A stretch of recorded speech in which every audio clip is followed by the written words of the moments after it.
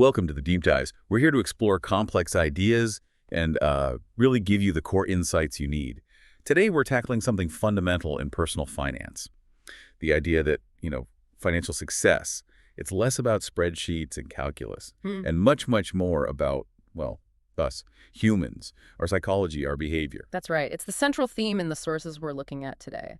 If you think building wealth is just a numbers game, purely rational, you're kind of missing the big picture. We're unpacking a framework, really, that uses these great stories to share why our history, our feelings, social stuff, why that all drives our money choices, our mission today. Let's pull out those really key, maybe even counterintuitive behavioral ideas that, well, make the difference. And the starting point is just fascinating, this idea that no one's crazy. It's, the perfect place to start. The core argument is that how we manage money is deeply subjective.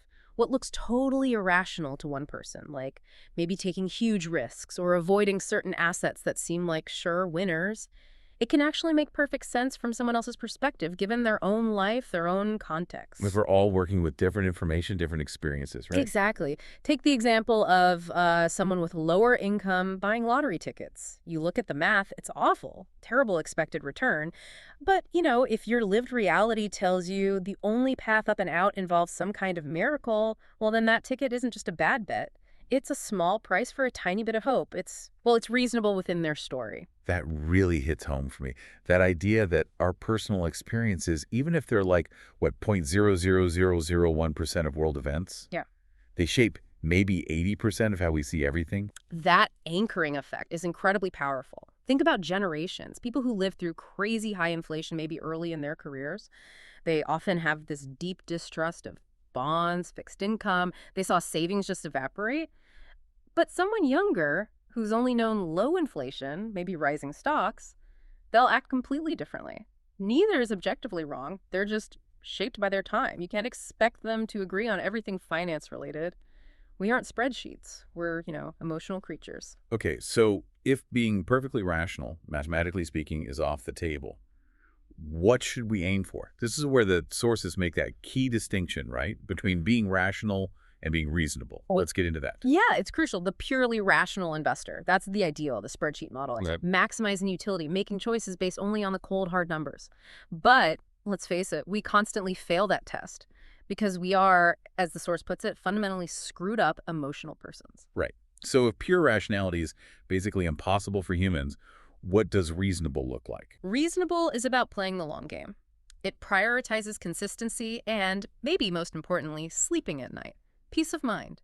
A reasonable investor might accept a slightly lower return if it means they can actually stick with their plan through thick and thin, through all the market craziness. Think about Harry Markovitz's Nobel Prize winner, basically invented modern portfolio theory. Yeah. When asked about his own retirement money, he said he just split it. 50 stocks and bonds. The guy who defined optimal portfolios didn't choose the optimal one for himself. Why? He said he picked the allocation that would minimize his future regret. He knew, rationally, maybe something else had slightly higher projected returns. But the reasonable choice for him was the one that let him sleep well and, crucially, stop him from panicking and selling everything in a crash. Emotional endurance over perfect math. That completely reframes the goal, doesn't it? If your plan needs you to act like a robot, maybe the plan's the problem. I like how the source connect this to investment home bias, too. Yeah. Investing mainly in your own country or region, it's not purely rational. Definitely not. Global diversification usually makes more sense on paper. But it can be reasonable. Why? Because that familiarity, knowing the companies, it builds trust. And trust helps you commit, helps you endure the ups and downs. You're just more likely to stick with what you feel you understand, even if it's not perfectly optimized. Aiming for reasonable. That feels like the path that actually works long term. Okay, moving away from just the math brings us, maybe inevitably, to ego and how wealth-seeking gets tangled up with wanting status, wanting external validation. This is the man-in-the-car paradox. Yeah, it taps into something really fundamental about us. When people chase wealth, often what they really want is respect, admiration from others. But here's the paradox. They buy the fancy car, and what happens? People on the street, they don't really admire the driver. They admire the car itself. Exactly. They see the Ferrari and think, wow, I'd like a Ferrari. They use the object as a benchmark for their own desires. The driver is almost invisible. You wanted people to think you were cool, but they just think the car is cool. Real respect. That comes from stuff like humility, kindness, empathy. Things you can't really buy. Which leads right into that crucial difference between being rich Mm. and being wealthy. Hang on, is that just playing with words? High income, big house. Yeah. Isn't that wealthy? It's the common trap, yeah. Rich is really about current income, visible stuff, things you spend money on, things people see. Like, remember that guy Roger with the flashy Porsche, the one that got repossessed later? That's being rich. It's visible. Okay, so wealthy is. Wealthy is hidden. It's the money you haven't spent, the savings, the investments growing quietly, the financial flexibility. Wealth is what you don't see. And because wealth is the part you don't spend, the absolute key to building it isn't necessarily a sky-high income.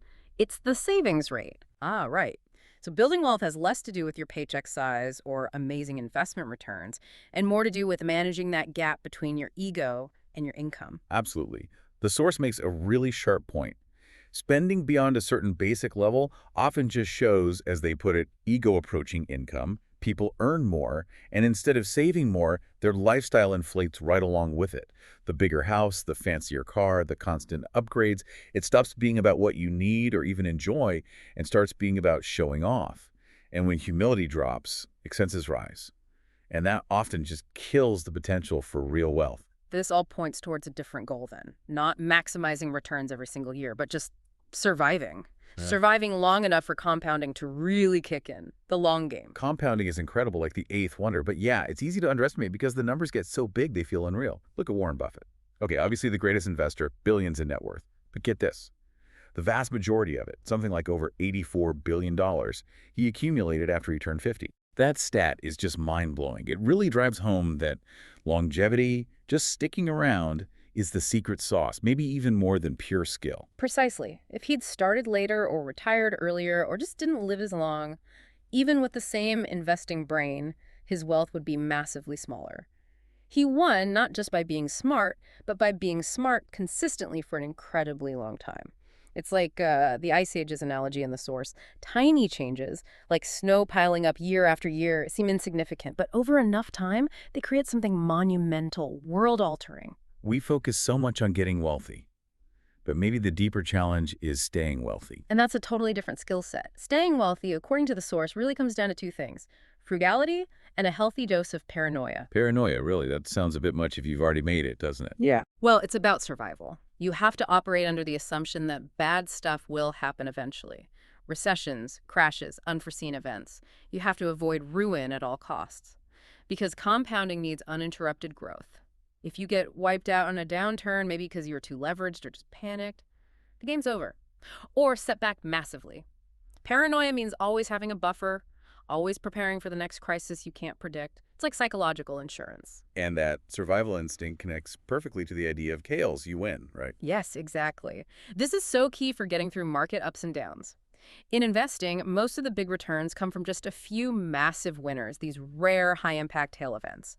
You might have tons of investments that do okay or even lose money, but you need to hang in there long enough through all the mediocre stuff to let those one or two spectacular successes happen.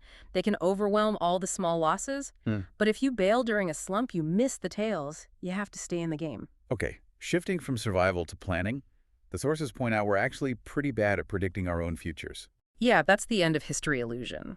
We consistently underestimate how much will change over time, our personality, what we value, our goals.